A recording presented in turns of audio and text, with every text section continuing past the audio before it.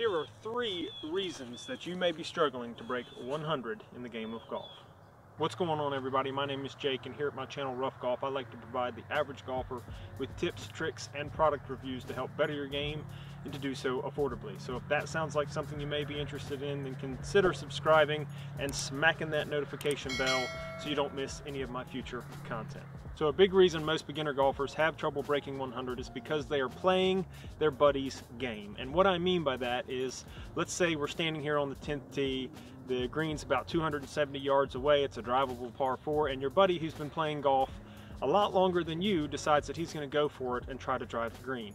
And sure enough, he hits a great hit and gets on the green and is putting for eagle. So you think, well, you know, I've been able to drive the ball that far before on occasion, so I'm going to go for that.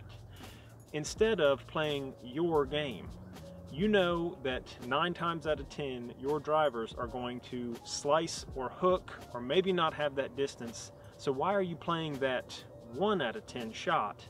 Well, it's kind of common because we all want to compete with our buddies. We want to win, we want to be competitive. So it's human nature to say, I'm just going to go ahead and take this driver and hit it as hard as I can and hope and pray that the golf gods will let me get to that green. Instead, consider doing something different. Consider playing to your strengths. Maybe you're not the best driver, but you are a strong iron player. Play the odds, get the ball out in the fairway, hit a good solid iron shot, and then go for birdie or par even.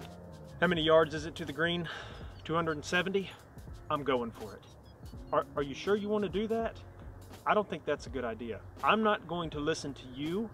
I'm going for it. I know I may only hit that shot once in a blue moon, but today's a blue moon, and I'm gonna make it. Today is not a blue moon, and it's overcast. Man, you should just play your averages, really. You can't tell me what to do. I'm going for it. Now, the second most common reason I see beginner golfers struggle breaking 100 in the game of golf is because they are winging it when it comes to their yardages.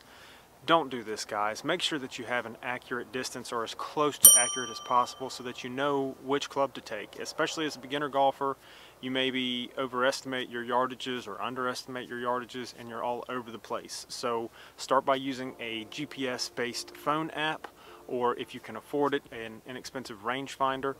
That way you know the distances that you're hitting to so that you can start to accurately track, okay, you know, this is what club I use to make this shot or to hit this distance. And you're going to want to play around with that in the summer, spring, and fall because the air temperature and hardness of the ground will change how far your ball will travel. So make sure you're paying attention to your yardages and don't just wing it. Don't. If you guys are enjoying this video, then please make sure that you smash that like button and consider subscribing if you haven't already. I would really appreciate it. On to the final reason. Now, the third most common reason I see beginner golfers struggling to break that number 100 is simply because they give up. And here's what I mean by that. You may be going along having a fairly decent round, and then you hit a few bad holes where you maybe 3-putt or even 4-putt.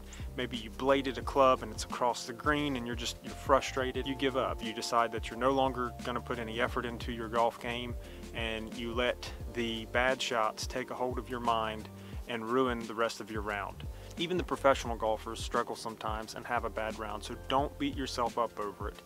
Take that bad hole, regroup, and begin anew on the next hole. It's going to significantly help you lower your score, control your mental game, the mental game of golf, because that's a big issue, and all around help you to have a better outlook for the game of golf. If you've enjoyed this video, then please hit that like button. It really helps out the channel. Thank you guys so much for watching, and as always, keep on swinging.